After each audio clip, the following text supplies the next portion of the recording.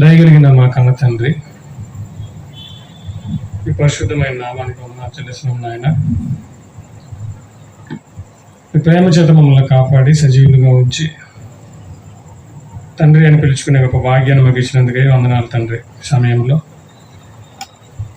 మీ మాటలు తండ్రి కొన్నిటిని మేము మీ గ్రంథము నుంచి పరిశీలన చేయించుండగా సమయోచితమైనటువంటి ఆలోచన జ్ఞానము నాకు ప్రసాదించమని అర్థిస్తున్నాను తండ్రి. వింటున్న మీ పిల్లలకు వినగలిగే చెవులు, గ్రహించే మనస్సు వారికి దయచేయమని వేడుకుంటున్నాను తండ్రి. యేసుక్రీస్తు వారి పేరట ఈ ప్రార్థన మీకు సమర్పిస్తున్నాము కన్న తండ్రి. ఆమేన్. మంచిదండి. ప్రియమైన దేవుని పిల్లారా, ముందుగా ఈ అవకాశం ఇచ్చిన తండ్రి అయిన దేవునికి క్రీస్తు నామాన్ని వందనాలు తెలియపరుస్తున్నాను. అలాగే చేరి వచ్చిన మీ అందరికీ క్రీస్తు నామంలో నా శుభావి వందనాలు తెలియపరుచుకున్నాను. అందరూ బాగున్నారు కదా? సంతోషం. ఈరోజు కూడా బైబిల్ నుంచి కొన్ని విషయాలను మనం ఆలోచించేద్దాం. అదే ఆశీర్వాదం నాడు నేడు. ఆశీర్వాదం తెలుసా మీకు? ఆశీర్వాదం అంటే ఏంటి? ఆశీర్వాదం అనగానే దీవెన. దీనిని ఇష్టపడిన వారు కానీ దీనిని కోరుకున్న వారు కానీ ఎవరు ఉండరు.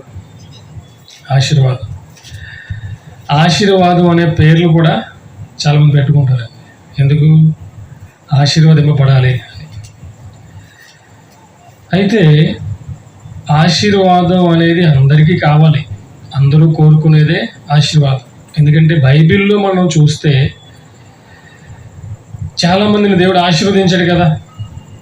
కాబట్టి ప్రతి మనిషి, మానవుడు ఆశీర్వాదాన్ని కోరుకుంటున్నాడు. అంటే బైబిల్లో దేవుడు ఆశీర్వదించిన వ్యక్తులందరూ ఎలా ఉన్నారు?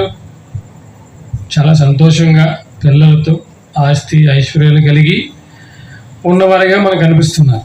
కాబట్టి ఈరోజు కూడా దేవుడు నన్ను ఆశీర్వదించాలి అని ఆశపడుతున్న ప్రతి మనిషి. ఎందుకు? ఆశీర్వదిస్తే అప్పులు ఉండవు, ఆశీర్వదిస్తే బాధలు ఉండవు, ఆశీర్వదిస్తే శ్రమలు ఉండవు. కాబట్టి దేవుడు నన్ను ఆశీర్వదించాలని ప్రతి ఒక్కరు కూడా ప్రయాసపడుతున్నారు. అలాగే సభలు కూడా పెడుతున్నారు. ఏమని? క్రీస్తు సువార్త ఆశీర్వాద పండుగలని, ఆశీర్వాద సభలని. అంటే ఈ సభలకు మీరు వస్తే మీరు ఏమవుతారు? ఆశీర్వాదింపబడతారు. ఓకే, మంచిది, చాలా మంచిది. కానీ ఆశీర్వాదము నాడు నేడు. ఈ ఆశీర్వాదంలో ఏదైనా మార్పు అనేది వచ్చిందా? లేదు, అలానే ఉందా? ఎందుకంటే బైబిల్ అనేది 2 నిబంధనలు కలిగినటువంటి పుస్తకం అండి. ఎన్ని? 2. పాత నిబంధన, కొత్త నిబంధన. ఈ 2 నిబంధనలు కలిగినటువంటి బైబిల్లో మొదటి మాటలు, తర్వాత మాటలు 2 ఒకేలా ఉన్నాయా, లేదా ఏదైనా మార్పు జరిగిందా అనేది మనము ఆలోచించాలి. ఇది ఆలోచించిన తర్వాత ఒక నిర్ణయాన్ని మనము తీసుకోవాలి. ఈరోజు క్రైస్తవ సమాజం ఎలా ఉందంటే ఒక మాటను పట్టుకుని దాని వెనకాల వెళ్ళిపోవడం జరుగుతుంది. కానీ దేవుడు చెప్పిన మాటలు మరలా మార్చాడా? అసలు కాలాన్ని బట్టి మనం బైబిల్ని చదవాలా? ఏ కాలంలో చెప్పినటువంటి మాటలైనా మనకు వర్తిస్తాయా అనే విషయాన్ని మనం ఏం చేయాలి? పరిశీలన చేయాలి. అందుకే దేవుడు మీరు యెహోవా గ్రంథాన్ని ఏం చేయాలి? పరిశీలన చేయండి. పరిశీలన కనుక మీరు చేయకపోతే మీరు పొరపాటు పడతారు. కాబట్టి ఈరోజు దేవుణ్ణి నమ్మారంటే నమ్మరు. చాలామంది దేవుని నమ్మారండి. ఎందుకు నమ్మారంటే దేవుడు నన్ను దీవించాలని, దేవుడు నన్ను ఆశీర్వదించాలని. ఇలా ఎప్పుడైతే దేవుని వద్ద నుంచి దీవెనలు, ఆశీర్వాదాలు రాలేదో వెంటనే దేవుని విడిచిపెట్టి లోకంలో కలిసిపోతున్నారు. కాబట్టి అసలు దేవుడు ఆశీర్వదిస్తాడా? ఒకవేళ ఆశీర్వదిస్తే ఎలా ఆశీర్వదిస్తాడు? ఎందుకు ఆశీర్వదించాడు? ఏమండి? ఎందుకు ఆశీర్వదించాడు? ఎలా ఆశీర్వదిస్తాడు? దేవుడు ఆశీర్వదిస్తే ఆ ఆశీర్వాదం ఎలా ఉంటుంది? ఈ విషయాలు మనం ఏం చేయాలి? బైబిల్ నుంచి తెలుసుకోవాలి. తెలుసుకోకపోతే దేవుని యందు మనం ఉంచిన విశ్వాసంలో మనము నిలబడలేము, పడిపోతామండి. మనం అనుకున్నట్లుగా ఒకవేళ దేవుణ్ణి విశ్వసిస్తే మన విశ్వాసం మన ముగింపు వరకు కొనసాగించలేము, మధ్యలో ఎటో అటు వెళ్ళిపోతాం. కానీ మన విశ్వాసం ఎలా ఉండాలంటే దేవుడు అనుకున్న విధంగా ఉండాలి, దేవుడు చెప్పిన విధంగా ఉండాలి. అలా ఉన్నప్పుడే మనం దేవునిలో స్థిరముగా నిలబడగలుగుతాం. ఒక ఇల్లు కట్టారండి, ఆ ఇల్లు ఎలా కడతారు? దాని పునాది ఎలా ఉంటుంది? చాలా పటిష్టంగా ఉండాలి, చాలా దృఢంగా ఉండాలి పునాది. అలా ఉన్నప్పుడే ఎన్ని వానలు వరదలు వచ్చినా ఆ ఇల్లు ఏమవుదు? పడిపోదు, చెక్కు చెదరదు. అలాగే విశ్వాసం అనే మన ఇల్లు ఎలా ఉండాలంటే ఈ పునాది చాలా బలమైనదిగా ఉండాలి. ఆ పునాది వాక్య సంబంధమైనదిగా ఉండాలి ఈ పునాది. అలా ఎప్పుడైతే వాక్య సంబంధమైనగా వాక్యముతో కూడిన పునాదిగా ఉందో ఎన్ని శ్రమలు ఎన్ని బాధలు మన జీవితంలో కానివ్వండి, దేవుణ్ణి విడిచిపెట్టి మనం ఎక్కడికి వెళ్ళాం. లేదు ఈ పునాది ఆటోమేటిక్గా ఉందనుకోండి, ఏదైనా చిన్న శ్రమ రాగానే చిన్న బాధ రాగానే ఏమైపోతాం? దేవునికి దూరం అయిపోతాం. కాబట్టి ప్రియమైన దేవుని పిల్లలారా, అసలు ఆశీర్వాదం అంటే ఏమిటి? ఎలా దేవుడు ఆశీర్వదించాడు? ఆ దేవుడు ఆశీర్వదిస్తే ఎలా ఉంటుంది? ఈ విషయాలను ఒకసారి మనం బైబిల్లోకి వెళ్ళి చూడగలిగితే మొట్టమొదటిగా భూమి మీద దేవుడు ఆశీర్వదించిన జంట ఎవరు? ఆదాము హవ్వ. ఏమండి? అంటే ఆశీర్వాదాన్ని గురించి ఆలోచిస్తే దేవుడు మొట్టమొదటిగా ఏం చేశాడు? మొట్టమొదటిగా భూమి మీదకి వచ్చినటువంటి ఆదాము హవ్వలను దేవుడు ఏం చేశాడు? ఆశీర్వదించాడండి. ఎలా ఆశీర్వదించాడు? ఎందుకు ఆశీర్వదించాడు? ఏమని ఆశీర్వదించాడు అని మనం ఒకసారి చూడగలిగితే ఆదికాండము మొదటి అధ్యాయము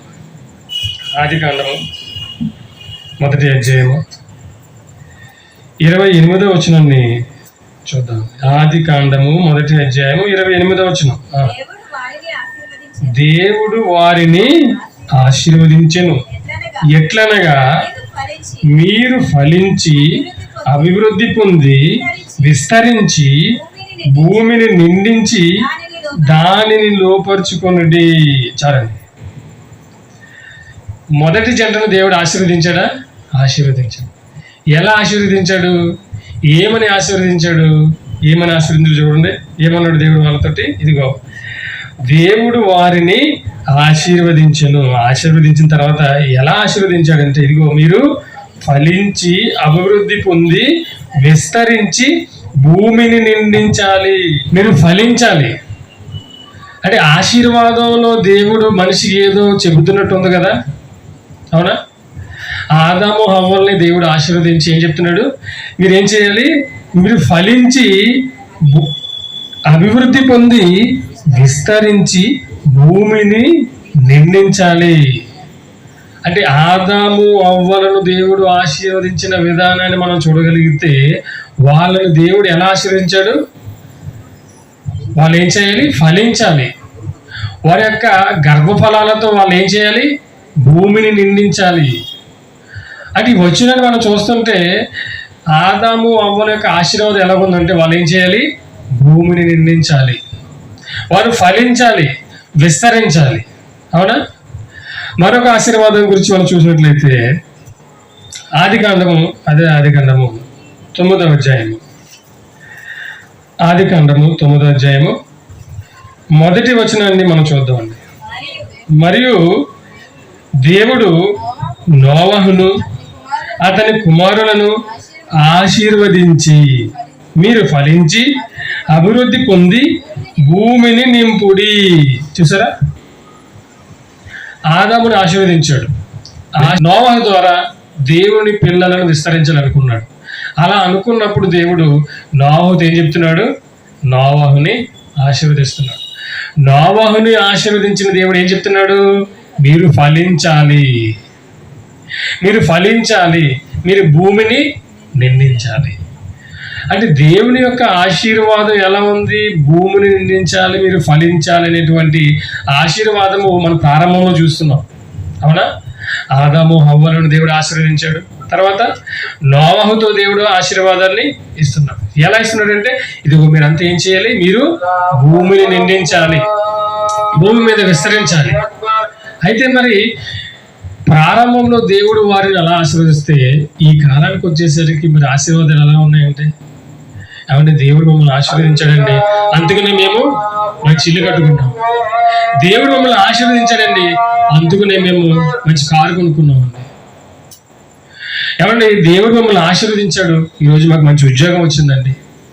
ఎలాంటి సాక్ష్యాలు మనం వింటున్నాం అంటే ఇదంతా బైబిల్కి కొంచెం వ్యతిరేకంగా లేదా? అవునా? అంటే దేవుడు బైబిల్లో చెప్పిన ఆశీర్వాదం ఒకలా ఉంటే, లోకంలో మనం వింటున్న ఆశీర్వాదాలు ఎలా ఉన్నాయి? బైబిల్కి వ్యతిరేకంగా ఉన్నాయి. వీళ్ళంతా మరి నాకు ధనం వచ్చిందండి, దేవుడిని ఆశీర్వదించాడండి. ఏమన్నా ఇల్లు కట్టుకున్నానండి, దేవుడిని ఆశీర్వదించాడండి. ఇదేనా నిజమైన ఆశీర్వాదం అంటే? ఇది బైబిల్ చెప్పిన ఆశీర్వాదం ఇదా? ఎలా వీళ్ళు ఎందుకు ఈ మాటలు చెప్తున్నారంటే, ఏమంటే ఈ మాటలు బైబిల్లో ఉన్నాయండి. అవునా? బైబిల్లో ఉన్నాయా? ఏ మాటను చూపించి వీళ్ళు ఈ మాటలు చెప్తున్నారో మనం చూడగలిగితే, చూడండి సామెతల గ్రంథము 10వ అధ్యాయము, సామెతల గ్రంథము 10వ అధ్యాయము 22వ వచనాన్ని మనం చూద్దాం. సామెతల గ్రంథము 10వ అధ్యాయము 22వ వచనాన్ని చదవగలిగితే, యెహోవా ఆశీర్వాదము ఐశ్వర్యమిచ్చును, నరుల కష్టము చేత ఆ ఆశీర్వాదము ఎక్కువ కాదు. సరే, ఈరోజు నేను కోట్లు సంపాదించానండి, ఎందుకు? దేవుని ఆశీర్వాదం వలన. ఈరోజు నేను మంచి ఉద్యోగం సంపాదించుకున్నానండి, ఎందుకు? దేవుని ఆశీర్వాదం వలన. కాబట్టి ఈరోజు నేను మంచి ఇల్లు కట్టుకున్నానండి, ఎందుకు? దేవుని యొక్క ఆశీర్వాదం వలన.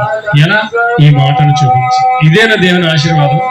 ఒక్క మాటను బట్టి మనము దేవుని యొక్క గ్రంథంలోని మాటలను పరిగణలోనికి తీసుకోకూడదండి. ఒక మాటను బట్టి, ఈ మాటను చూపించి ఆశీర్వాదానికి అర్థాన్నే మార్చేశారు మన వాళ్ళు, ఈ ఒక్క మాటను చూపించి.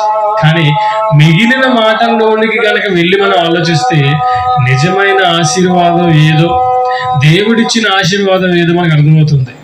ఏమండి? ప్రారంభంలో ఆదాము హవ్వల యొక్క ఆశీర్వాదాన్ని చూసాం, తర్వాత నోవహు ఆశీర్వాదాన్ని చూసాం. మరి అసలైన విశ్వాసులకు తండ్రి అయినటువంటి అబ్రహాముని దేవుడు ఎలా ఆశీర్వదించాడు? ఎందుకంటే మనం వాడే మాట ఏంటి? అబ్రహామును ఆశీర్వదించిన దేవా నన్ను కూడా ఆశీర్వదించమంటాం. అయితే అబ్రహామును దేవుడు ఆశీర్వదించాడా? ఆశీర్వదించాడండి. ఎలా ఆశీర్వదించాడు? ఎందుకు దేవుడు అబ్రహామును ఆశీర్వదించవలసి వచ్చింది? ఆలోచించాలి కదా. ఏదైనా ఒక సందర్భం జరిగింది అనుకోండి, ఏదైనా ఒక ప్రమాదం జరిగింది అనుకోండి, ప్రమాదం జరిగిన స్థలానికి వెళ్ళి ఏం చేస్తాం? ఎందుకు జరిగింది, ఎలా జరిగింది, ఎవరు ముందు వచ్చారు, ఎవరు ఎటు నుంచి వచ్చారు అనే వివరణ మనం తెలుసుకోవడానికి ప్రయత్నిస్తాం. అలాగే బైబిల్లో దేవుడు ఏదైనా రాయించాడు అంటే ఎందుకు రాయించాడు? బైబిల్లో ఏదైనా జరిగిందంటే ఎందుకు జరిగింది? అబ్రహామును దేవుడు ఆశీర్వదించాడు, ఎందుకు ఆశీర్వదించాడు? అవునా? ఎలా ఆశీర్వదించాడు అనే దాన్ని కూడా మనం ఏం చేయాలి? ఆలోచన చేయాలి. ఆ మాటను మనం చూడగలిగితే, చూడండి ఆదికాండము 12వ అధ్యాయము, ఆదికాండము 12వ అధ్యాయము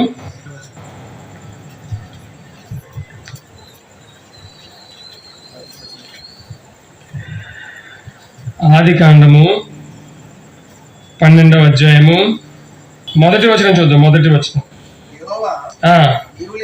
నీవు యెహోవా అంటున్నాడు అబ్రహాముతో, నీవు లేచి నీ దేశము నుండి, నీ బంధువుల నుండి, నీ తండ్రి ఇంట నుండి బయలుదేరి నేను నీకు చూపించు దేశమునకు వెళ్ళుము. నిన్ను గొప్ప జనముగా చేసి నిన్ను ఆశీర్వదించి నీ నామమును గొప్ప చేయుదును. అబ్రహాము గారి కాలానికి వచ్చేసరికి ఆశీర్వాదంలో చిన్న మార్పు వచ్చింది. చూడండి, ఆదాముని ఏమని ఆశీర్వదించాడు? ఫలించండి, భూమిని నిండించండి. నోవహుని ఏమని ఆశీర్వదించాడు? మీరు ఫలించండి, భూమిని నిండించండి. అబ్రహాము గారి దగ్గరికి వచ్చేసరికి ఆశీర్వాదంలో మార్పు వచ్చిందా? అవునా? ఇక్కడ ఏమంటున్నాడు? నిన్ను ఆశీర్వదించి ఏమన్నాడు? నిన్ను ఆశీర్వదించి నీ నామమును గొప్ప చేయుదును. నిన్ను ఆశీర్వదించి నీ నామమును గొప్ప చేయుదును, నీవు ఆశీర్వాదముగా నుందువు, నిన్ను గొప్ప జనముగా చేసేదను.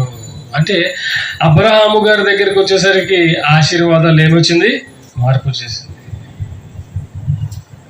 అబ్రహాము గారి నామాన్ని గొప్ప చేస్తానంటున్నాడు, అబ్రహామును గొప్ప చేస్తానంటున్నాడు, అబ్రహాముని ఆశీర్వదిస్తానంటాడు. అంటే ఆశీర్వాదాల్లో కూడా మార్పులు ఉన్నాయా?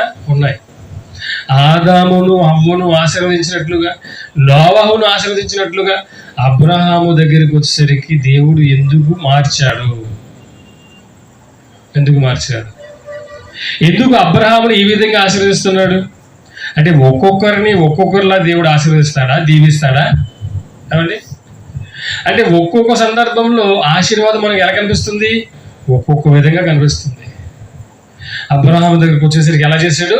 ఇదిగో నిన్ను ఆశీర్వదించి నీ నామాన్ని నేను ఏం చేస్తాను? గొప్ప చేస్తాను. ఎందుకు ఈ మాట అన్నాడు దేవుడు? ఎందుకు అబ్రహాము విషయంలో ఆశీర్వాదాన్ని మారుస్తున్నాడు? ఈ విధంగా దేవుడు ఎందుకు అబ్రహామును ఆశీర్వదించాడు? ఏమండి? ఆలోచించాలని బాగా. దీనినే పరిశీలన, పరిశోధన అంటారు. రాయబడిన మాటను చదువుకుంటూ వెళ్ళిపోతే మనకి ఏమీ అర్థం కాదండి. ప్రతి అక్షరాన్ని, ప్రతి సందర్భాన్ని మనం ఏం చేయాలి? పరిశీలించాలి, పరిశోధించాలి. అలా పరిశోధించినప్పుడే దేవుని యొక్క మనస్సు, దాని వెనక ఉన్న దేవుని సంకల్పం మనకు అర్థమవుతుంది. ఎందుకు దేవుడు అబ్రహాముని ఈ విధంగా ఆలోచించాడని మనం చూసినట్లయితే చూడండి, యెహోషువ గ్రంథము 24వ అధ్యాయము, యెహోషువ గ్రంథము 24వ అధ్యాయము 2వ వచనాన్ని చూద్దాం ప్రియులారా. యెహోషువ గ్రంథము 24వ అధ్యాయము 2వ వచనం. యెహోషువ ఇశ్రాయేలీయుల దేవుడని యెహోవా చెప్పున్నదేమనగా, ఆది కాలము నుండి మీ పితరులు అనగా అబ్రహామునకును నాహోరుకును తండ్రి అయిన తెరహు కుటుంబకులు నది యూఫ్రటీసు అద్దరిని నివసించి ఇతర దేవతలను పూజించురి.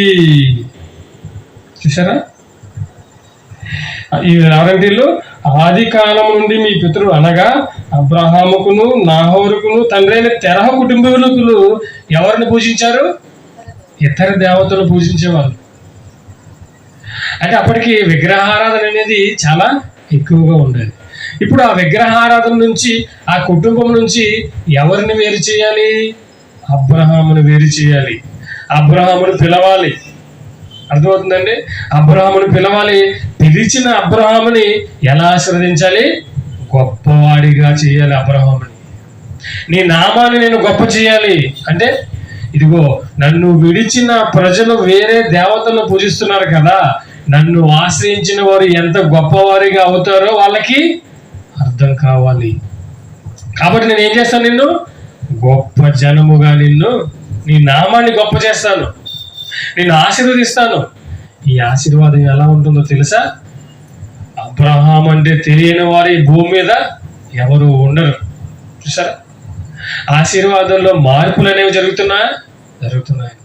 ఎందుకు దేవుడు అబ్రహామును ఇంతగా ఆశీర్వదించాడంటే, వాళ్ళ పూర్వీకులు, వాళ్ళ కుటుంబీకులు అందరూ విగ్రహాల వైపుకు వెళ్ళిపోయారు. దేవుని విడిచిపెట్టి వాళ్ళంతా కూడా ఎవరిని పూజిస్తున్నారు? విగ్రహాలను పూజిస్తున్నారు. కాబట్టి వారిలో నుండి పిలిచినటువంటి అబ్రహామును దేవుడు ఏ విధంగా ఆశీర్వదించాడంటే, ఇదిగో నన్ను ఆశ్రయించిన ఏ మనిషినైనా నేను ఈ విధంగా చేస్తానని వాళ్ళకి తెలియాలి. కాబట్టి అబ్రహామును ఎలా ఆశీర్వదించాడు? ఆయన నామాన్ని గొప్ప చేశాడు. ఆయనకు కావలసిన వన్నిటిని కూడా దేవుడు వాళ్ళకి ఇచ్చేసాడు. ఇంకా అబ్రహాము చూసినటువంటి చాలామంది చూడండి, మనం కూడా చాలామంది ఎలా క్రైస్తవులకు వస్తామంటే, క్రైస్తవులు అనబడిన వారు ఎవరైనా గొప్పవారిగా ఉన్నారనుకోండి, ఏమనిపిస్తుంది? బా, దేవుడు వీరిని ఆశీర్వదించాడు, నన్ను ఎప్పుడు ఆశీర్వదిస్తాడు దేవుడు అనుకుంటాం. మన క్రైస్తవులు అనబడిన వారు గొప్పవారిగా ఉన్నారనుకోండి, మనలో కూడా అదే ఆలోచన వస్తుంది. అలాగే అబ్రహామును చూసిన ప్రతి వ్యక్తి ఏమనుకోవాలి? అబ్రహామును నమ్మిన దేవుడు చాలా గొప్పవాడు, అబ్రహాము నమ్మిన దేవుడు గొప్పవాడు, అబ్రహామును నమ్మిన దేవుడే దేవుడు అనుకోవాలని అబ్రహామును ఎలా ఆశ్రయించాడు దేవుడు? ఆయన నామాన్ని గొప్ప చేశాడు. చూసారా, ఆయన నామాన్ని దేవుడు గొప్ప చేశాడు. ఇకపోతే అబ్రహాము ద్వారా ఇస్సాకు వచ్చాడు, ఇస్సాకు ద్వారా యాకోబు వచ్చాడు, యాకోబు నుండి 12 మంది గోత్రికులు వచ్చారు, వాళ్ళే ఇశ్రాయేలు. ఇశ్రాయేలీలను కూడా దేవుడు ఏం చేశాడు? ఆశీర్వదించాడా? వాళ్ళని ఏ విధంగా ఆశీర్వదించాడో ఆలోచిద్దాం. అవునా, వాళ్ళను కూడా దేవుడు ఏ విధంగా ఆశీర్వదించాడో మనం చూసినట్లయితే చూడండి, ద్వితీయోపదేశ కాండము 28వ అధ్యాయం. ద్వితీయోపదేశ కాండము 28వ అధ్యాయము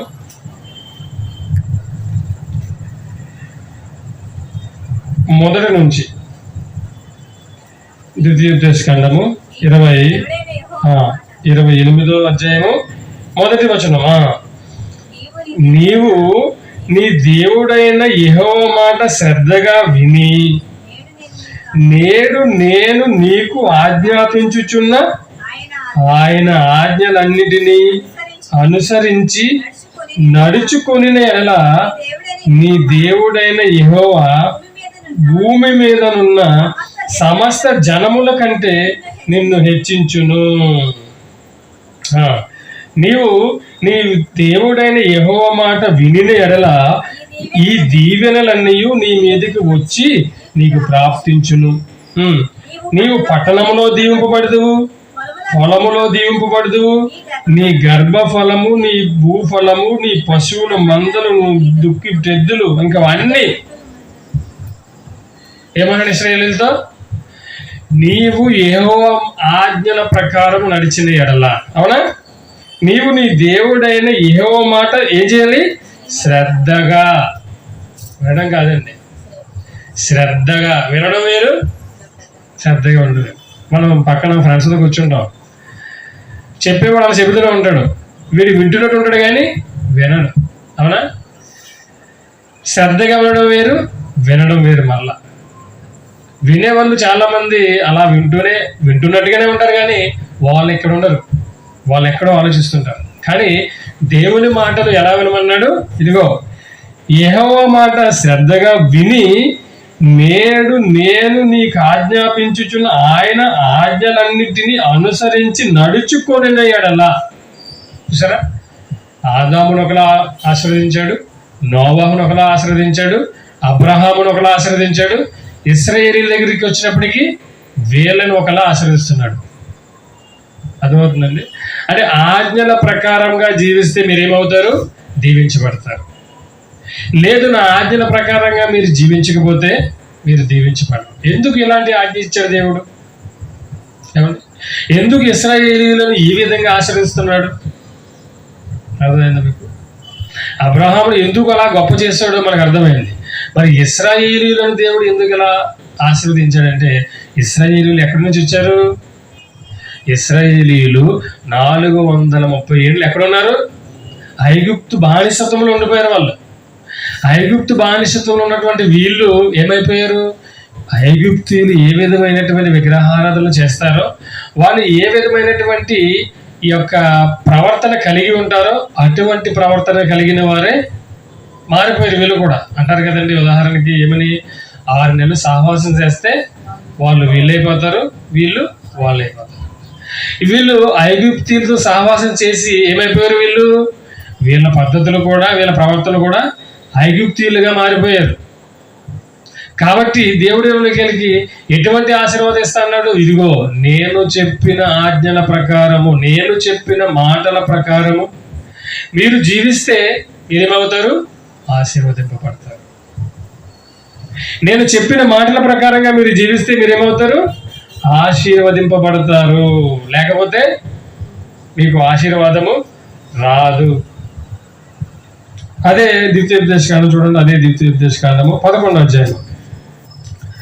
అదే ద్వితీయోపదేశ కాండము 11వ అధ్యాయము 26వ వచనాన్ని కూడా మనం చూసినట్లయితే 26వ వచనం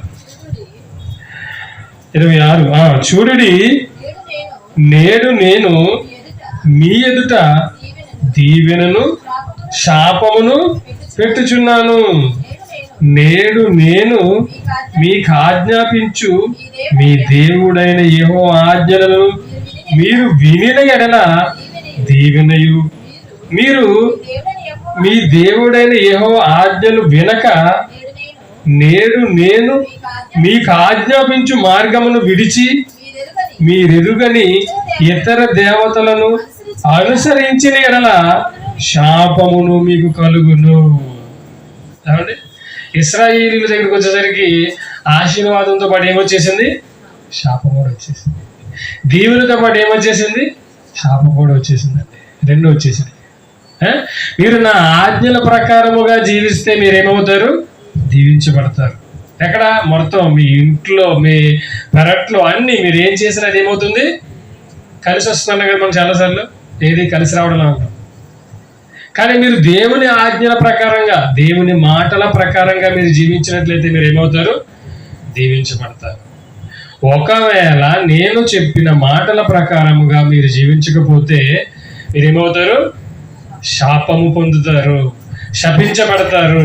అంటే ఇశ్రాయేలీయుల కాలానికి వచ్చేసరికి ఆశీర్వాదంతో పాటు ఏమొచ్చింది? శాపం కూడా వచ్చేసింది. చూసారా, మొట్టమొదట జంట అయినటువంటి ఆదాము హవ్వల దగ్గర నుంచి మనం ఆలోచిస్తే ఇశ్రాయేలీయుల కాలానికి వచ్చేసరికి ఆశీర్వాదంతో పాటు శాపాన్ని కూడా దేవుడిస్తున్నాడు. ఎలా? మీరు నా మాటలు వినకపోతే మీరందరూ ఏమైపోతారు? శపించబడతారు. చూసారా, ఈ ఆశీర్వాదంలో ఉన్నటువంటి అర్థం తెలియక ఆశీర్వాదం మాత్రమే కోరుకుంటారు మన వాళ్ళు, అవునా? కానీ ఆశీర్వాదం వెనక శాపం కూడా ఉందనే విషయాన్ని వీళ్ళు మర్చిపోయారు. చెప్పరు ఎవరు, అవునా? చెప్పట్లేదు. నీవు దేవుని మాట వింటే ఆశీర్వదించబడతావు అంటారు తప్పించి దేవుని మాటల ప్రకారంగా నీవు జీవించకపోతే నీవేమైపోతావు? శాపము. ఆశీర్వదిస్తున్న దేవుడే నేనేం చేస్తాడు? శపిస్తాడు. సుఖాన్ని ఇస్తున్న దేవుడే నీకేమిస్తాడు? కష్టాలను ఇస్తాడు. చూసారండి. ఇకపోతే ప్రియమైన దేవుని పిల్లారా, ఇప్పటి వరకు మనం పాత నిబంధనలో ఉన్నటువంటి ఆశీర్వాదాన్ని గురించి ఆలోచించాం, అవునా? ఎలా ఉన్నాయి ఆశీర్వాదాలు? ఒక్కొక్క ఆశీర్వాదం ఒక్కొక్క విధంగా, ఒక్కొక్కరిని ఒక్కొక్క విధముగా దేవుడు ఆశీర్వదించినట్లుగా మనం చూసాం. అయితే మరి క్రొత్త నిబంధనకు వచ్చేసరికి ఆశీర్వాదం ఎలా ఉంది, అవునా? క్రొత్త నిబంధనకు వచ్చేసరికి ఆజ్ఞ అనేది, ఆశీర్వాదం అనేది ఎలా ఉంది? ఈరోజు మన సమాజాన్ని ఆలోచిస్తే ఒక పార్టీ వచ్చినప్పుడు ఒక రకమైనటువంటి పరిపాలన ఉంటుంది, ఒక పార్టీ వచ్చినప్పుడు ఆ పద్ధతులన్నీ మరలా మారిపోతాయి, వాగ్దానాలు మారిపోతాయి, ఆజ్ఞలు మారిపోతాయి, అన్నీ మారిపోతాయి, అవునా? అలాగే పాత నిబంధనలో చూసిన ఆజ్ఞలు, ఆశీర్వాదాలు మనం చూసాం. మరి క్రొత్త నిబంధనలో యేసుక్రీస్తు ద్వారా దేవుడు ఎలా మనిషిని ఆశీర్వదిస్తున్నాడు, ఇది మనకు కావాల్సిందండి. ఏమండి, సర్వసత్యము ఎప్పుడు వచ్చింది మనకి? సర్వసత్యం ఎప్పుడు వచ్చింది? క్రొత్త నిబంధన వచ్చిన తర్వాతే 66 పుస్తకాలు సంపూర్తి అయిన తర్వాతే సర్వసత్యం అనేది మన చేతుల్లోనికి వచ్చింది. ప్రియమైన దేవుని పిల్లారా, ఇప్పుడు ఈ సర్వసత్యంలో దేవుడు మనిషిని ఎలా ఆశీర్వదిస్తున్నాడు అని మనం ఆలోచిస్తే చూడండి, లూకాసు వార్త మొదటి అధ్యాయము, లూకాసు వార్త మొదటి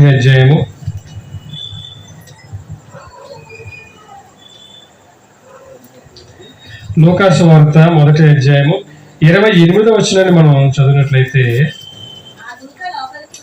ఆ దూత లోపలికి వచ్చి ఆమెను చూచి, దయాప్రాప్తురాలా, నీకు శుభం. దయాప్రాప్తురాలా, నీకు శుభము, ప్రభువు నీకు తోడై ఉన్నాడని చెప్పాను. ఎవరితో చెప్తుందండి? దూత ఎవరితో మాట్లాడుతుంది? మరియా. ఎవరి మరియా? యేసును కన్న తల్లి.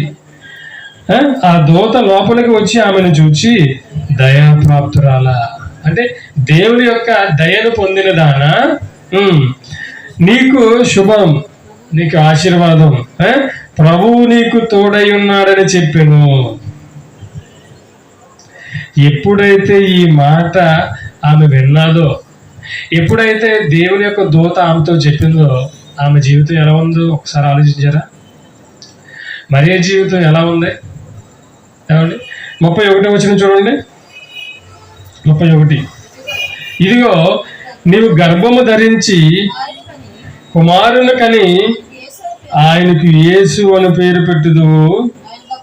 ఆయన గొప్పవాడై సర్వోన్నతుని కుమారుడు అనబడును. ఏమండి, మరియకి ఎప్పుడైతే దేవుడు నీకు శుభమని ఆమెను ఆశీర్వదించాడో అప్పటి నుండి ఆమెకు వచ్చిన శ్రమలు అన్నీ కాదండి. ఎన్ని కష్టాలు పడింది మరియ. ప్రదానం జరిగిన తర్వాత భర్త ప్రమేయం లేకుండా పరిశుద్ధాత్మ దేవుని యొక్క సహాయంతో ఆమె గర్భాన్ని ధరించడం, ఇది తెలుసుకున్నటువంటి యేసేపు ఏం చేశాడు? రహస్యంగా ఆమెని విడిచిపెట్టాలనుకోవడం. ఇవన్నీ తెలిసినటువంటి మరియ ఎంత కృంగిపోయింది, ఎన్ని బాధలు అనుభవించింది ఆమె. అంటే క్రొత్త నిబంధనకు వచ్చేసరికి దేవుడు ఆశీర్వదిస్తే మనిషి యొక్క పరిస్థితి ఎలా ఉంటుందో మనం గమనించాలి. బైబిలులో, అవి సొంత మాటలు కాదండి, బైబిలులో దేవుడు వ్రాయించిన మాటలు ఇవన్నీ.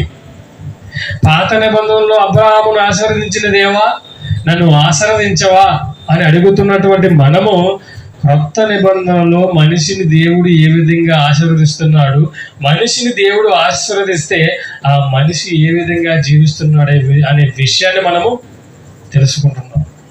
ఎప్పుడైతే మరియతో దేవదూత దయాప్రాప్తురాలా నీకు శుభము అని చెప్పిందో అప్పటి నుంచి ఆమె కంటి నిండా కన్నీరే, ఆమె హృదయం నిండా బాధలే. ఆలోచిస్తున్నారా? అంటే ఆశీర్వాదం నాడు నేడు. నాడంటే పాత నిబంధనలో, నేడు అంటే క్రొత్త నిబంధనలో. దేవుని యొక్క ఆశీర్వాదం ఎలా ఉంటుందో, దేవుడు ఆశీర్వదిస్తే ఎలా ఉంటుందో మనం ఒకసారి తెలుసుకుంటే ఇక దేవుణ్ణి విడిచిపెట్టి వెళ్ళిపోయే ప్రసక్తి ఎవ్వరికి ఉండదు. ప్రియమైన దేవుని పిల్లలు, ఇది తెలియకే ఇదిగో దేవుడు వారిని ఆశీర్వదించాడు, ఎందుకు నన్ను ఆశీర్వదించడం లేదనే బాధతో దేవుణ్ణి విడిచిపెట్టిపోయి వెళ్ళిపోయిన ప్రజలు ఎందరో ఉన్నారండి. చాలా మంది చూడండి, చాలా మంది అన్న మాట ఏంటి తెలుసా? కాబట్టి మనం ప్రతి వారం చర్చికి వెళ్తాం కదా, ప్రతిరోజు దేవుని మాటలు వింటాం కదా, ఎందుకంటే మనకి ఇన్ని శ్రమలు వస్తున్నాయి, ఎందుకంటే మనకే బాధలు. చూడండి, వాళ్ళు చర్చికి వెళ్ళరు, సినిమాలకి వెళ్తారు, దేవుడు అంటే దేవుడి మాటలు వినరు.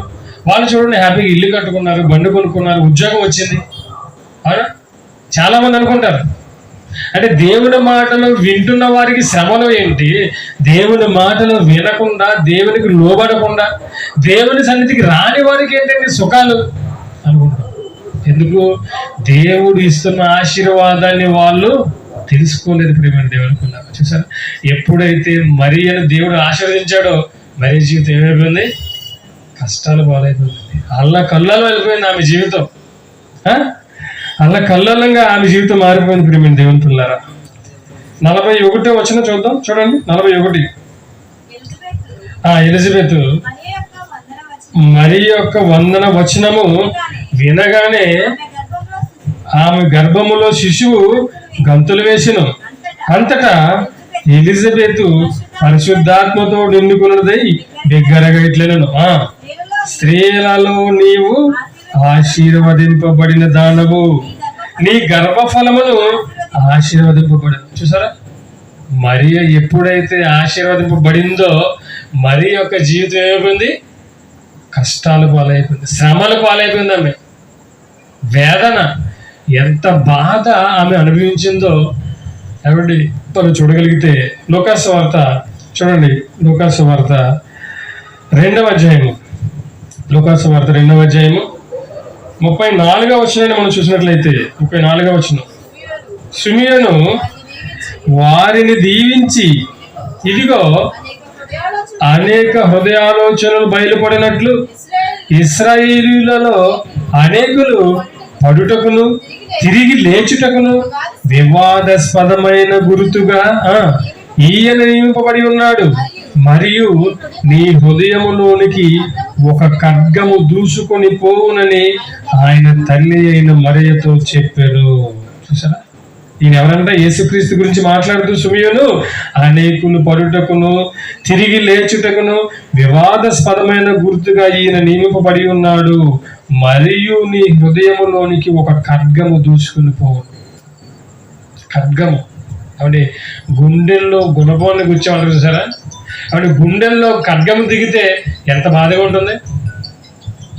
యేసుక్రీస్తుని ఏమంటే కొట్టుకుంటూ నడి రోడ్డు మీద సిలువను మోసుకుంటూ సిలువ వేస్తే, కన్న కొడుకును సిలువ వేసేస్తే ఆ తల్లి హృదయం ఎంత బాధపడి ఉంటుందో ఒకసారి ఆలోచించండి. అవునా? ఎప్పుడైతే దేవుడు మరియను ఆశీర్వదించాడో అప్పటి నుంచి మరియకి ఎన్ని కష్టాలు, ఎన్ని శ్రమలు. సుఖం అనిపించిందా మరియా? లేదండి, సుఖం అనిపించలేదు. కన్న కొడుకుని సిలువలో వేలాడదీస్తే ఆమె పడిన వేదన, ఆమె పడిన బాధ ఆలోచిస్తే నీ హృదయంలోనికి ఏమవుతుంది? ఒక ఖడ్గము దూసుకొని పోవును. అంటే నీ హృదయం పగిలిపోతుంది, నువ్వు తట్టుకోలేనంత బాధ నీవు అనుభవిస్తావు అని సుమయోని ద్వారా ముందుగానే దేవుడు ఆమెతో చెప్పాడు. సరే, దేవుని యొక్క ఆశీర్వాదము ఎలా ఉంది అని మనం ఆలోచిస్తే ఎన్నో శ్రమలు అనుభవించిందండి మరియా క్రీస్తును కన్నందుకు. క్రీస్తును కన్నందుకు మరియా అన్ని శ్రమలు అనుభవిస్తే మరి క్రీస్తును ధరించుకున్న మనము ఏమండి, క్రీస్తును కన్న మరియను దేవుడు ఆశీర్వదిస్తే ఎలాంటి బాధలు అనిపించింది ఆమె. భర్తతో మాటలు, భర్త ఇంటి నుంచి మాటలు, ఏమండి. ఇకపోతే కొడుకు యేసుక్రీస్తుని సిలువలో చంపేస్తుంటే ఆయనను చూసి బాధపడిన బాధ, ఆ వేదన, ఇవన్నీ ఆలోచిస్తే క్రీస్తును కన్నందుకు మరి ఎన్నో కష్టాలు, ఎన్నో శ్రమలు అనిపించింది. మరి క్రీస్తును ధరించిన క్రైస్తవులంగా మనము ఎలాంటి బాధలు అనుభవించాలి, మనల్ని దేవుడు ఎలా ఆశీర్వదించాడు, ఏమండి అర్థమవుతుందండి. క్రీస్తును కన్న తల్లే అన్ని బాధలు అనుభవిస్తే మరి క్రీస్తును క్రైస్తవులుగా మనము ధరించి క్రైస్తవులుగా మనం జీవిస్తున్నాం కదా, మనకి ఎటువంటి బాధలు లేవా, ఎటువంటి శ్రమలు లేవా? ఏమండి చూడండి, పేతురు రాసినటువంటి మొదటి పత్రిక, పేతురు రాసినటువంటి మొదటి పత్రిక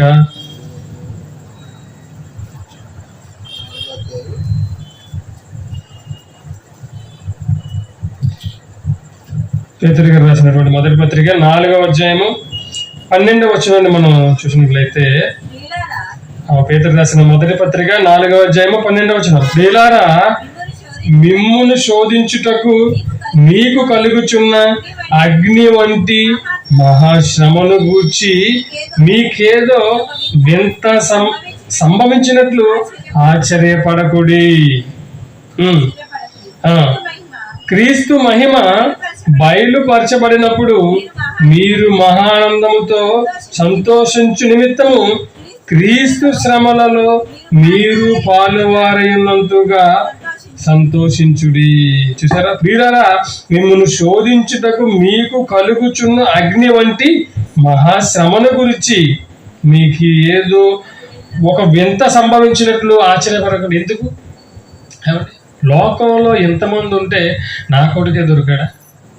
లోకంలో ఎంతమంది ఉంటే నా ఉద్యోగమే ఊడిపోవాలా? లోకంలో ఎంతమంది ఉంటే నా ఇల్లు పడిపోవాలా? లోకంలో ఎంతమంది ఉంటే నాకు ఎందుకు ఇలా జరగాలి అని మీరేమవకూడదు, ఆశ్చర్యపడకండి, భయపడకండి, వెనుతిరగండి. ఎందుకంటే ఇవన్నీ కూడా మిమ్మల్ని శోధించుటకు మీకు కలుగుచున్నటువంటి, శోధించుటకు, మిమ్మల్ని శోధించుటకు అంటే మనిషికి శ్రమలు ఎందుకు వస్తున్నాయి? దేవుడు పెడుతున్నటువంటి పరీక్ష. మనిషికి ఎందుకు కష్టాలు వస్తున్నాయి? దేవుడు పెడుతున్నటువంటి పరీక్షలండి ఇవన్నీ కూడా. 10th ఎగ్జామ్స్ అయిపోయినాయా? ఎందుకు పెట్టారు ఎగ్జామ్స్? ఎవరు పాస్ అవుతారో, ఎవరు ఫెయిల్ అవుతారో. పరీక్ష లేకపోతే అందరూ పాస్ అయిపోతారు, పరీక్ష లేకపోతే అందరూ బాగా చదువుకున్న వాళ్ళే, పరీక్ష లేకపోతే అందరూ ఫస్ట్ ర్యాంకర్సే. అవునా? పరీక్ష లేకపోతే అందరూ మంచి వాళ్ళే, పరీక్ష లేకపోతే అందరూ పవిత్రులే, పరీక్ష లేకపోతే అందరూ కూడా పరిశుద్ధులే. కానీ పరీక్ష ఉన్నప్పుడే పరిశుద్ధులు ఎవరో పాపులు ఎవరో, దేవుణ్ణి ప్రేమించేది ఎవరో, దేవుణ్ణి ప్రేమిస్తున్నట్టు నటించేది ఎవరో తేలిపోతుందండి. చూసారా? అందుకే ఏమొస్తున్నాయి మనకి? ఇదిగో మిమ్ములను శోధించుటకు మీకు కలుగుచున్న అగ్ని వంటి మహాశ్రమను గూర్చి, అగ్ని వంటి మహాశ్రమను గూర్చి మీరు ఏమవ్వకండి, ఏదో మాకు వింత జరుగుతుంది, ఏదో ఏంటి వింతలేంటి, ఏమండి ఈ వింతలేంటి అని మీరు అనుకునవద్దు. క్రీస్తు మహిమ బయలుపరచబడినప్పుడు మీరు మహా ఆనందముతో సంతోషించు నిమిత్తమై, క్రీస్తు రెండవ రాకడలో వచ్చినప్పుడు మీరు మహా ఆనందముతో సంతోషించాలి. కాబట్టి ఏమవ్వాలి? మీరు క్రీస్తు శ్రమలలో మీరును పాలివారై ఉన్నందుగా సంతోషించుడి. క్రీస్తు నామము నిమిత్తము మీరు నిందపాలైన ఎడల మహిమా స్వరూపమైన ఆత్మ అనగా దేవుని ఆత్మ మీ మీద నిలుచుచున్నాడు గనక మీరు ధన్యులు. చూసారా? కష్టాలు వచ్చినా, శ్రమలు వచ్చినా, బాధలు వచ్చినా ఏమనుకోవాలి మనం? క్రీస్తు పడిన శ్రమలలో నేనేంటి? పాలివాడను అనుకోవాలి. భయపడకూడదు, వెనుతిరగకూడదు. నాకే ఎందుకు ఇన్ని కష్టాలు, నాకే ఎందుకు ఇన్ని బాధలు అని భయపడకూడదు. ప్రియమైన దేవుడు, అలా అనుకుంటే మొట్టమొదటిగా ఉన్నటువంటి శిష్యులు, అపోస్తలులు ఎంత సుఖపడ్డారు. వాళ్ళు క్రీస్తును ధరించినటువంటి అపోస్తలుల గురించి మనం ఆలోచిస్తే వాళ్ళు ఏమైనా సుఖపడ్డారా? ఏమండి? వాళ్ళు ఏమన్నా చక్కగా ఇల్లులు కట్టుకుని ఈ భూమి మీద స్థిరపడ్డారా? క్రీస్తును కన్నా మరీ ఆలోచిస్తే ఆమెకు సుఖం లేదండి. క్రీస్తును ధరించినటువంటి క్రైస్తవులు ప్రారంభంలో ఉన్నటువంటి అపోస్తలుల గురించి మనం ఆలోచిస్తే వాళ్ళలో ఎవరికి కూడా సుఖం అనేది లేదు. ప్రేమైన దేవుని పిల్లలారా, లూకా సువార్త 24వ అధ్యాయము 50వ వచనం. ఆయన బేతనీయ వరకు వారిని తీసుకొని పోయి ఎలా అంట? చేతులెత్తి వారిని ఆశీర్వదించెను. ఎవరు వీరు? అపోస్తలులు. అపోస్తలులు పని క్రీస్తు తిరిగిన శిష్యులు. వీరిని ఏం చేశారంట?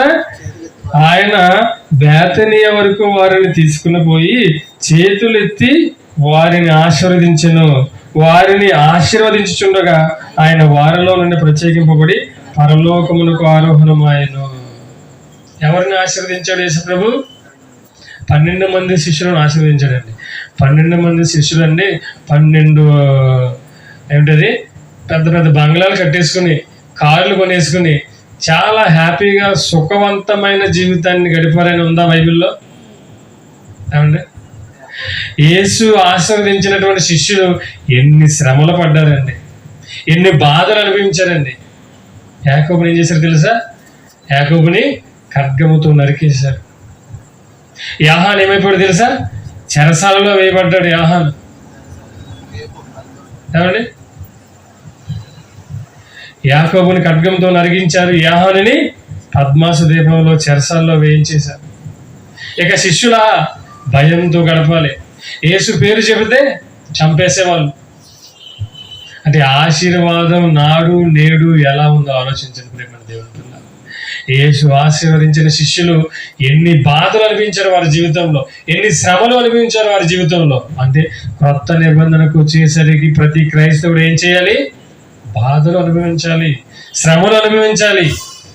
ఇది విడిచిపెట్టేసి అబ్రహామును ఆశీర్వదించిన దేవా నన్ను ఆశీర్వదించవు. అయ్యా, అబ్రహామును దేవుడు ఎందుకు ఆశీర్వదించాడు? ఇదిగో కారణం. ఆదామును దేవుడు ఎందుకు ఆశీర్వదించాడు? ఇదిగో సందర్భం. నోవాహును దేవుడు ఎందుకు ఆశీర్వదించాడు? ఇదిగో. మరియను దేవుడు ఎందుకు ఆశీర్వదించాడు? ఇదిగో. అపోస్తలులు ఆశీర్వదింపబడ్డారా? ఆశీర్వదింపబడిన అపోస్తలులు ఎలాంటి పరిస్థితులు వారు ఎదుర్కొన్నారు చెప్పండి ప్రియమైన దేవుని. చూసారా? ఆశీర్వాదం నాడు నేడు ఎలా మార్పులు చేసే ఆశీర్వాదం. ఇలా అపోస్తలులు అందరూ కూడా తన ప్రాణాలను సైతం ఫలంగా పెట్టారండి. తమ ప్రాణాలను సైతం వాళ్ళు ఏం చేశారు? పోగొట్టుకున్నారు. ఎందుకు? దేవుడు వారిని ఆశీర్వదించాడు కాబట్టి. అంటే దేవుని ఆశీర్వాదం ఎలా ఉందో చూసారా? దేవుని ఆశీర్వాదం అనగానే ఇల్లు కట్టుకోవడం, కారు కొనుక్కోవడం, ఉద్యోగం రావడం, సుఖ సంతోషాలతో ఉండడం ఇది అనుకుంటున్నాం. అంటే ఈ రోజు ఇల్లు కట్టుకుని సుఖ సంతోషాలతో వెలుగుచున్న వారందరూ కూడా ఎవరు? వీళ్ళు దేవుడు ఆశీర్వదించిన వాళ్ళ, శపించిన వాళ్ళ? దేవుడు ఆశీర్వదిస్తే ఎలా ఉండాలి వాళ్ళ జీవితాలు? శ్రమలు, బాధలు, కష్టాలు ఉండాలి. అర్థమవుతుందా? ఈరోజు మనంతా ఎలా ఉన్నాం? మనం హ్యాపీగా ఉన్నామా? ఎన్ని శ్రమలు, ఎన్ని బాధలు, అవునా? ఎన్ని అప్పులు, ఎన్ని తెప్పలు. అంటే మనల్ని దేవుడు ఆశీర్వదించాడా? ఈరోజు బంగ్లాలో ఉన్నటువంటి వారిని దేవుడు ఆశీర్వదించాడా? చెప్పండి. ఇప్పటి వరకు మనం ఏమనుకున్నాం? ఎప్పుడు దేవుడు నన్ను ఆశీర్వదిస్తాడు అనుకున్నాం. కానీ ఇప్పుడు ఏమర్థమైంది మనకి? ఆల్రెడీ దేవుడు మనల్ని ఆశీర్వదించాడు కాబట్టే క్రీస్తు పాదాల యొద్ద మనం పడిపోయాం. అర్థమైందా? అంటే క్రీస్తు పాదముల యొద్ద పడిన ప్రతి ఒక్కరిని దేవుడు ఏం చేశాడు? ఆశీర్వదించాడు. అలా పడిన ప్రతి ఒక్కరు ఏమనుభవించాలి? శ్రమలు అనుభవించాలి. అర్థమవుతుందండి? ఇలా శ్రమలు అనుభవిస్తున్న వాళ్ళందరూ ఒకప్పుడు మహా ఆనందంతో సంతోషిస్తారు. ఇప్పుడు యేసుక్రీస్తు రెండవ రాకడలో. ఎలాంటి ఆశీర్వాదం కావాలి నీకు? అబ్రహామును ఆశీర్వదించినటువంటి ఆశీర్వాదం కావాలా? అది ఎలాంటి ఆశీర్వాదం? అది శరీర సంబంధమైనటువంటి ఆశీర్వాదం. కానీ క్రొత్త నిబంధనకు వచ్చేసరికి ఏమైంది? ఆత్మ సంబంధమైనటువంటి ఆశీర్వాదాన్ని దేవుడు మనకి ఇచ్చేసాడు. ఇప్పుడు చెప్పండి, దేవుడు మనల్ని ఆశీర్వదించేశాడా లేదా ఇంకా ఆశీర్వదించాలా? ఒకవేళ మీరంతా కూడా ఏ శ్రమలు లేవండి, నాకు ఏ బాధలు లేవండి, ఏ అప్పులు లేవండి, మేము చాలా హ్యాపీగా ఉన్నామండి అని ఒకవేళ మీరు అంటే దేవుడు మిమ్మల్ని ఆశీర్వదించలేదు. లేదండి మాకు ఎన్నో బాధలండి, ఎన్నో అప్పులండి, ఏమండి ఎన్నో శ్రమలండి అని ఒకవేళ మీరంటే దేవుడు మిమ్మల్ని ఆశీర్వదించారు. ఇది దేవుడు చెప్పిన ఆశీర్వాదం. లోకానికి తెలియని నిజమైన ఆశీర్వాదం ఇది, తెలుసా? ఇది తెలియకే ప్రపంచంలో ఉన్న క్రైస్తవులందరూ ఆశీర్వాద పండుగల కొరకు పరిగెడుతున్నారు. ఆల్రెడీ దేవుడిని ఆశీర్వదించాడు. నువ్వు బాధల్లో ఉన్నావు, శ్రమంలో ఉన్నావు, కష్టాల్లో ఉన్నావు అంటే అర్థం నీవు ఆశీర్వదించబడ్డావు. నువ్వు తమ్ముడు హరీష్ మన దగ్గర ఉన్నాడు. మన వాడు ఎప్పుడైతే దేవుని పని చెయ్యాలి అని ప్రారంభించాడో అప్పటి నుంచి కష్టాలు ప్రారంభమయ్యాయి. ఆఫీసులో కొంచెం ప్రాబ్లం రావడం, ఉద్యోగుల ప్రాబ్లం రావడం, ఆవిడ ఇంట్లో కొన్ని ఆర్థిక పరిస్థితులు ఎదురవడం. అంటే దేవుడు తమను ఏం చేశాడు? ఆశీర్వదించాడు. అప్పటి వరకు దేవుని పని లేనటువంటి వ్యక్తి లోకంలో ఎటువంటి ఇబ్బంది లేకుండా ఉన్నాడు. అన్ని విధాల సర్వసుఖాలు అనుభవించాడు. ఎప్పుడైతే దేవుని పనిని ప్రారంభించాడో టార్గెట్ అయింది లక్షలు. చూసారా? దేవుల్లో లేనటువంటి, ఒకప్పుడు దేవుళ్ళు లేకుండా ఉన్నప్పుడు లక్షలు ఖర్చు పెట్టాడు. ఇప్పుడు దేవుని కొరకు పని చేయాలనేసరికి ఆర్థిక ఇబ్బందులు వచ్చేసాయి, శ్రమలు వచ్చేసాయి, కష్టాలు వచ్చేసాయి. చూసారా? అర్థమవుతుందండి? కాబట్టి ప్రియమైన దేవుని పిల్లారా, ఆశీర్వాదం నాడు నేడు ఎలా ఉందంటే, ఇదిగో శ్రమలలో నీవు ఉన్నావా? దేవుని యొక్క ఆశీర్వాదంలో ఉన్నావు నీవు. ఎందుకు నిన్ను శ్రమ పెడుతుంది? దేనికి? నీకు ఒక పరీక్ష. ఈ పరీక్షలో నువ్వు నగ్గాలి. ఈ పరీక్షలో నీవు దేవుడిని గెలిపించాలి. వెనక్కి వెళ్ళిపోకూడదు, పారిపోకూడదు. అందుకే నీకు అగ్ని వంటి మహాశ్రమలు కలిగినప్పుడు మీరు ఏమైపోకూడదు? ఏదో ఒక వింత ఏంటి నాకే జరుగుతుందని మీరు భయపడకండి, నిలబడండి. ఎన్ని కష్టాలు వచ్చినా, ఎన్ని శ్రమలు వచ్చినా దేవుని కోసం విశ్వాసంతో మీరు నిలబడినట్లయితే ఒకరోజు సంతోషిస్తారు. ఏమండి? ఒకరోజు సంతోషిస్తారు మీరు. చూడండి, ఎఫెసీయులకు రాసిన పత్రిక 1వ అధ్యాయము. ఎఫెసీయులకు రాసిన పత్రిక అపోస్తలుడైన పౌలు 1వ అధ్యాయము 3వ వచనాన్ని మనము చూసినట్లయితే, మన ప్రభువు అయిన యేసుక్రీస్తు యొక్క తండ్రి యొక్క దేవుడు పూజింపబడును గాక. ఆయన క్రీస్తునందు పరలోక విషయములో ఆత్మ సంబంధమైన ప్రతి ఆశీర్వాదమును మనకు అనుగ్రహిస్తాడు. అనడా? అనుగ్రహించెను. Past tense. ఏమైపోయింది?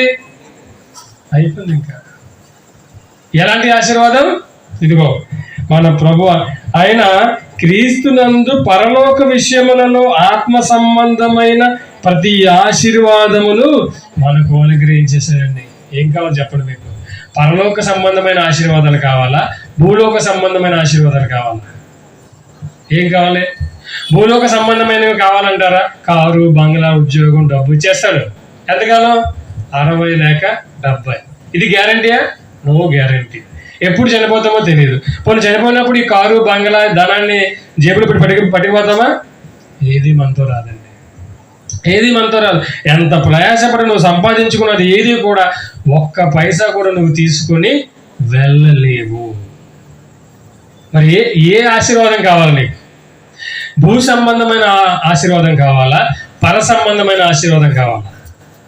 భూ సంబంధమైన ఆశీర్వాదం అంటే నీ వెనక కోట్లు ఉంటాయి, నీకు బంగళా ఉంటుంది, సర్వ సుఖాలు అనుభవిస్తావు, ఒకరోజు చస్తావు, నరకానికి వెళ్ళి బాధ అనుభవిస్తావు. పరలోక సంబంధమైన ఆశీర్వాదం కావాలా? ఇదిగో క్రీస్తు పడిన శ్రమలలో నువ్వేమవ్వాలి? పాలివాడు కావాలి. క్రీస్తు ఎలాగైతే తన రక్తాన్ని చిందించి సహోదరులకు ప్రాణం పెట్టాడో, నీవు కూడా శ్రమలు అనుభవించి నీ సహోదరుల నిమిత్తం ఏం చేయాలి? ప్రాణం పెట్టాలి, బాధపడాలి, వేదన అనుభవించాలి.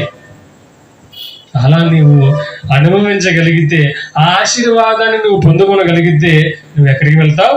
పరలోకానికి వెళతావు. నిత్యము నిత్య జీవము, నిత్యము సుఖపడేటువంటి నిత్య జీవానికి వెళ్ళిపోతావు. ప్రియమైన దేవుని పిల్లలు చూసారా? ఆశీర్వాదం నాడు నేడు.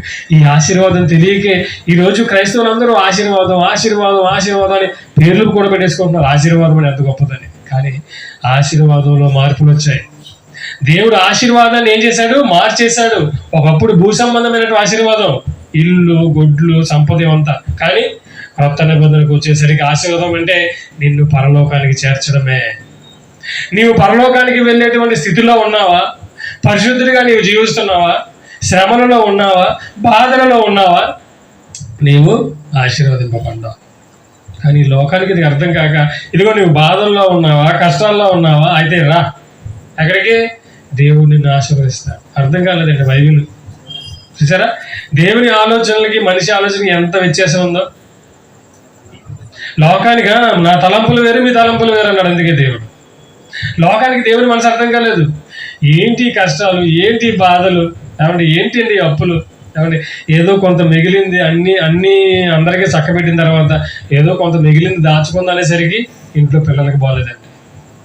ఉన్నాయంతా కూడా ఈ పిల్లలకి అయిపోతుంది. మరలా ఈ అప్పు తీర్చడానికి మరొక అప్పు చేయాలి. ఇక దేవుడికి ఏమి ఇస్తామండి? ఈ లోపల దేవుని కార్యక్రమాలు చేద్దాం, డబ్బులు ఇవ్వండి అంటారు. ఎక్కడివ్వమండి? చూసారు ఎన్ని బాధ. ఆవిడ యేసుక్రీస్తు పడిన బాధలతో పోల్చుకుంటే మనం పడుతున్న బాధల ఆవిడ యేసుక్రీస్తు పడిన శ్రమలతో పోల్చుకుంటే ఆవిడ మనం పడుచున్నటువంటి అనుభవిస్తున్నటువంటి శ్రమలా చెప్పండి? కాదండి. ఏమన్నా బైబిల్? మీరు క్రీస్తు శ్రమలలో పాలివారవ్వాలి. సరే, అంత గొప్ప వాళ్ళు మనం కావాలని దేవుడు కోరుకుంటే మనం చిన్న కష్టం రాగానే పారిపోతున్నాం. చిన్న కష్టం రాగానే పారిపోతున్నాం. చూసారా? ఏమన్నాడు ఆయన క్రీస్తునందు పరలోక విషయంలో ఆత్మ సంబంధమైనటువంటి ప్రతి ఆశీర్వాదాన్ని ఏం చేశాడు? మనకు అనుగ్రహించేశాడు. బాప్తిస్మం ద్వారా ఏం చేశాడు? మళ్ళా పరిశుద్ధాత్మ అనేటువంటి గొప్ప వరాన్ని మనకి అనుగ్రహించేశాడు దేవుడు. మరొక సందర్భాన్ని మనం చూడగలిగితే ప్రియమైన దేవుని పిల్లారా, యోహాను రాసిన మొదటి పత్రిక 2వ అధ్యాయము 25వ వచనాన్ని మనం చూడగలిగితే, చూసారా? నిత్య జీవము అనుగ్రహింతును అనునదియే ఆయన తానే మనకు చేసినటువంటి వాగ్దానము. నిత్య జీవం ఇవ్వడమే దేవుడు మనకు చేసినటువంటి వాగ్దానం, ఆశీర్వాదం. పరలోకానికి మనల్ని అందరినీ కూడా చేర్చాలనే దేవుడు కోరుకుంటున్నట్టు మన దేవుని పిల్ల. కొరింథీయులకు రాసిన మొదటి పత్రిక, అపోస్తలుడైన పౌలు కొరింథీయులకు రాసినటువంటి మొదటి పత్రిక 10వ అధ్యాయము, కొరింథీయులకు రాసిన మొదటి పత్రిక 10వ అధ్యాయము 16వ వచనాన్ని మనము చూడగలిగితే, మనము దీవించు ఆశీర్వచనపు పాత్రలోనిది తాగుట క్రీస్తు రక్తములో పాలు పుచ్చుకునుటే కదా. మనము విరుచు రొట్టె తినుట క్రీస్తు శరీరంలో పాలు పుచ్చుకునుటే కదా. చూసారా? మరొక ఆశీర్వాదాన్ని మనం ఆలోచిస్తే, క్రీస్తు శరీరాన్ని రక్తాన్ని పుచ్చుకోవడం దేవుని యొక్క ఆశీర్వాదం. ప్రియమైన దేవుని పిల్ల, ఈ ఆశీర్వాదం పొందుకున్నటువంటి మనం ఏం చేయాలి? క్రీస్తు శరీరం ఎలాగైతే ఒక రొట్టె ఎలాగైతే నలుగుతుందో అలా ఆయన తన శరీరాన్ని నలుగొట్టుకున్నాడు. ఒక రక్తాన్ని ఆయన ఎలాగైతే తన సహోదరుల మొత్తం కార్చాడో, మనము కూడా ఈ ఆశీర్వాదంలో పాలివారమై కావాలి. మనము కూడా మన సహోదరుల నిమిత్తం ప్రాణం పెట్టాలి. యేసుక్రీస్తు ఎలాగైతే తన సహోదరుల నిమిత్తం ప్రాణం పెట్టాడో మనమంతా కూడా ఏం చేయాలి? మన సహోదరుల నిమిత్తం ప్రాణం పెట్టాలి. అలా పెట్టగలిగితే ఇదిగో దేవుడు మనకు చేసినటువంటి వాగ్దానం ఏంటి? నిత్య జీవము అనుగ్రహించునన్నదే ఆయన మనకు చేసిన వాగ్దానం. జనవరి 1కి వాగ్దానాలు తీస్తారా? తీస్తారు. ఏమొస్తాయి వాగ్దానాలు? ఇదిగో నిన్నును నీ ఇంటిని ఆశీర్వదిస్తాను వాగ్దానం ఉంటుంది. నేనును నా ఇంటి వారును యెహోవాను సేవించను. ఎవరన్నారా మాట? యెహోషువ అన్నారా మాట. అది నీకెలా వర్తిస్తుంది? ఏ తెగులు నీ గుడారమునకు సమీపించదు. ఎవరికి చెప్పాడు దేవుడు? ఇశ్రాయేలుకి చెప్పాడు దేవుడు. అది మనకెలా వర్తిస్తుంది మరి? ఏమండి?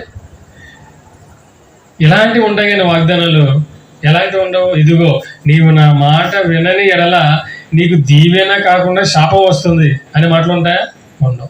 అబ్రహామును పిలిచిన దేవుడు నీ దేశాన్ని విడిచి వెళ్ళిపో అన్నాడు అనే వాగ్దానం వస్తుందా? రాదు. అంటే మనిషికి నచ్చినవి మాత్రమే వస్తాయండి వాగ్దానం. కానీ దేవుడు మనకు చేసిన ఒకే ఒక వాగ్దానం ఏంటి? నిత్య జీవం ఇస్తాననేది అన్నది నిజమైన వాగ్దానం. ఇదిగో ఆయన మనకు నిత్య జీవం అనుగ్రహించును అన్నది నిజమైన వాగ్దానం. దేవుడు మనకు చేసిన వాగ్దానం ఏంటి తెలుసా? మీకు నిత్య జీవం ఇస్తాను. వాగ్దానం ప్రామిస్ చేశాడైనా. ఏమని? నిత్య జీవం ఇస్తాను. ఎలా ఇస్తానో, ఇదిగో మీరు నా కుమారుని యందు విశ్వసించి నా కుమారుని యొక్క శ్రమలలో మీరు పాలువారైతేనే మీకు నేను నిత్య జీవాన్ని ఇస్తాను. అర్థమవుతుందా? అలా మనము క్రీస్తు యొక్క అడుగు జాడలలో నడుస్తూ క్రీస్తులో మనం జీవించగలిగితే మనమందరము ఒక రోజున ఎక్కడికి వెళ్ళిపోతాం? పరలోకానికి వెళ్ళిపోతాం. ఇది పరసంబంధమైనటువంటి ఆశీర్వాదం. ప్రియమైన దేవుని ప్రకారం ఏ ఆశీర్వాదం కావాలి మనకి? ఏది కావాలి? పరసంబంధమైన ఆశీర్వాదం కావాలా? భూ సంబంధమైన ఆశీర్వాదం కావాలా? మొన్న సమాధులు మనకి జరిగిందండి. జరిగితే మాకు తెలిసిన చుట్టాలు వాళ్ళ సమాధికి అక్కడికి వెళ్ళాను. నేను మామూలుగా వెళ్తే అక్కడ అనుకుంటాను మాటల్లో, సమాధికి కలర్ బాగా సెట్ అవ్వడం, రంగులు వేస్తున్నారు. చాలా రంగులు చూసాం కానండి ఈ రంగు సెట్ అని అనిపించింది. అంటే సమాధికి రంగు వేయడానికి కూడా కలర్ సెలక్షన్. ఎందుకు సార్ చెప్పారంట, సార్ చెప్పిన రంగు మేడం గారికి నచ్చలేదంట. మేడం చెప్పిన రంగే తీసుకొచ్చారు. వాళ్ళు చెప్తున్నారు పేటర్లు, బాబు మీ మేడం గారు ఏం చెప్తే అదే రంగు వేయండి, ఆమెకి నచ్చిందే నాకు నచ్చింది, నన్ను పక్కన పెట్టిన. అదంటే సమాధికి ఏ రంగు వేయాలో ఆలోచిస్తారు, కానీ సమాధిలో శవం ఉందో లేదో ఆలోచించారు. చచ్చిన వాడు ఎక్కడికి వెళ్ళాడో ఆలోచించారు. పండుగ చేయాలని మాత్రం తెలుసు, కానీ ఆ వ్యక్తి ఇప్పుడు ఎక్కడ ఉన్నాడు, ఏ స్థితిలో ఉన్నాడు, ఎలా ఉన్నాడు, అతని గురించి ఎక్కడ వ్రాయబడింది, ఎందుకు అతను చనిపోవలసి వచ్చింది, ఇవేమి ఆలోచించడానికి ప్రియమైన దేవుడు. భూ సంబంధమైన ఆలోచనలు మాత్రమే ఈరోజు మనుషుల్లో ఉన్నాయి. భూ సంబంధమైన ఆశీర్వాదాలు మాత్రమే ఈరోజు మనిషి కోరుకుంటున్నాడు, కానీ పర సంబంధమైన ఆలోచనలు ఆశీర్వాదాలు మనిషి కోరుకోవడం లేదు. ఈరోజు క్రీస్తు శ్రమ పడ్డాడు కాబట్టి ఎక్కడికి వెళ్ళిపోయాడు? ఆయన పరలోకానికి వెళ్ళిపోయాడు. ఈరోజు మనం పరలోకానికి వెళ్ళాలని ఏం చేయాలి? క్రీస్తు శ్రమలలో మనము కూడా పాలివారం కావాలి. అలా పాలివారం అయితేనే మనము కూడా ఆశీర్వదించబడతాము. ఇప్పుడు అడుగుతారు ఎవరైనా, అబ్రహామును ఆశీర్వదించిన దేవాలను ఆశీర్వదించమని అడుగుతారా? ఎవరు అడగొచ్చామని? అలా అడగొచ్చా? చెప్పండి. అబ్రహామును ఆశీర్వదించినట్టు మనల్ని ఆశీర్వదించమని అడగొచ్చా? మనం అడగకూడదండి. అప్పుడు ఆ కాలం వేరు, అబ్రహాముకు ఉన్న సందర్భం వేరు. కానీ కొత్త నిబంధనకు వచ్చేసరికి మారిపోయింది. ఇదిగో క్రీస్తును కన్న మరియమ్మను ఆశీర్వదించిన దేవా నన్ను అలా ఆశీర్వదించు. ఇదిగో అపోస్తులను ఆశీర్వదించిన దేవా నన్ను కూడా అలాగే ఆశీర్వదించు. ఎందుకు? ఆశీర్వాదం మారిపోయింది కాబట్టి. అపోస్తులను యేసు ఆశీర్వదించాడు, వాళ్ళు శ్రమలు పడ్డారు, కష్టాలు పడ్డారు. ఇదిగో చనిపోయి ఈరోజు పరదేశంలో ప్రశాంతంగా ఉన్నారండి. చనిపోయి ఈరోజు ప్రశాంతంగా ఉన్నారు. చనిపోయిన తర్వాత సుఖపడతావా? బ్రతికుండగానే సుఖపడతావా? బ్రతికుండగా సుఖపడితే చనిపోయిన తర్వాత నువ్వు బాధ అనుభవించాలి. ఇది ఎంత? 60-70 సంవత్సరాలు. ఈ 60-70 సంవత్సరాల చిన్న జీవితంలో నువ్వు బాధ అనుభవిస్తే చనిపోయిన తర్వాత వచ్చే నిత్య జీవితం, మరణం లేని జీవితం, ఆ జీవితంలో సుఖం అనుభవిస్తావా? ఏది కావాలి చెప్పండి? ఏ సుఖం కావాలి? ఏ జీవితం కావాలి? నిత్య జీవితం కావాలంటే ఈ జీవితంలో శ్రమలు అనుభవించాలి. లేదా నాకు ఈ జీవితమే కావాలనుకుంటే ఇక్కడ సుఖపడి చచ్చిపోయిన తర్వాత ఏం చేయాలి? బాధ అనుభవించాలి. ప్రేమ దేవుడు ఉండదు. అందుకే దేవుడు నీకు ముందుగానే ఈ విషయాన్ని తెలియపరిచేశాడు. అర్థమవుతుందా? కాబట్టి శ్రమలు వస్తున్నాయని, బాధలు వస్తున్నాయని, కష్టాలు వస్తున్నాయని ఎవరు కూడా కృంగిపోకండి, భయపడకండి, యేసుని విడిచిపెట్టకండి, దేవుని విడిచిపెట్టకండి. ఏది జరిగినా మన మంచికే, అంత దేవుని కృపే. అందుకే పౌలు అంటాడు, నేను ఏమై ఉన్నానో అది దేవుని యొక్క కృపను బట్టి. ఏం జరిగినా దేవుని చిత్తం లేకుండా ఏది జరగదని మన జీవితంలో. అర్థమవుతుందా? దేవుని చిత్తం లేకుండా ఏది మనకి జరగదు. కాబట్టి ప్రియమైన దేవుని పిల్లారా, ఆశీర్వాదం నాడు నేడు ఎలా ఉన్నాయి? నాడు ఆశీర్వాదం అంటే సకల ఐశ్వర్యాలతో తొలతూగడమే నాడు ఆశీర్వాదం. నేటికి వచ్చేసరికి బాధలు, శ్రమలు అనుభవించడమే నేటి ఆశీర్వాదం. ఆ బాధలలో, శ్రమలలో, దేవుని పనిలో మీరు ఉన్నారా? మీరు నిజంగా దేవుని చేత ఆశీర్వాదపడినవారు. ఒకవేళ నాకు ఏ బాధలు లేవండి, ఎటువంటి శ్రమలు లేవండి అనుకున్నారా? అయితే దేవుని యొక్క ఆశీర్వాదం మీ మీద లేదు. పెళ్లి కాకముందు ఎవరో ఒక అమ్మాయి వచ్చారు అనుకోండి, పెద్దలు ఆశీర్వదిస్తారు. ఏమని ఆశీర్వదిస్తారు అమ్మాయిని? శీఘ్రమేవ కళ్యాణ ప్రాప్తిరస్తు. అంటే శీఘ్రం ఏమంటే తమిళ పదం అది. శీఘ్రం అంటే తొందరగా రమ్మని, శీఘ్రం వా అంటారు తమిళ్లో. శీఘ్రం అంటే తొందరగా రమ్మని. శీఘ్రమేవ కళ్యాణ ప్రాప్తిరస్తు అంటే తొందరగా నీకు కళ్యాణం జరగాలని ఆశీర్వదిస్తారు. కళ్యాణం అయిపోయింది. కళ్యాణం అయిపోయిన తర్వాత మళ్ళీ అమ్మాయి వచ్చింది అనుకోండి, మరలా శీఘ్రమేవా అన్నారు అనుకోండి, శీఘ్రమేవో కళ్యాణం. ఆల్రెడీ నాకు కళ్యాణం అయిపోయిందండి, మళ్ళీ కళ్యాణం అంటారేంటి అని అడుగుతారా? అది ఇప్పుడు ఆశీర్వాదం మార్చాలి. ఏమని మారుస్తారు? సంతాన ప్రాప్తిరస్తు లేదా దీర్ఘ సుమంగిలి భవ. సంతాన ప్రాప్తిరస్తు అంటే పిల్ల పాపలతో కలకాలం, లేదా దీర్ఘ సుమంగిలి భవ అంటే ఎక్కువ కాలం సుమంగిలిగా భార్య పిల్లలతో భర్తతో కలిసి ఎక్కువ కాలం బ్రతకమని. అంటే పెళ్లికి ముందు ఒకలా ఆశీర్వాదం ఉంది, పెళ్ళైన తర్వాత ఆశీర్వాదం మారిపోయింది.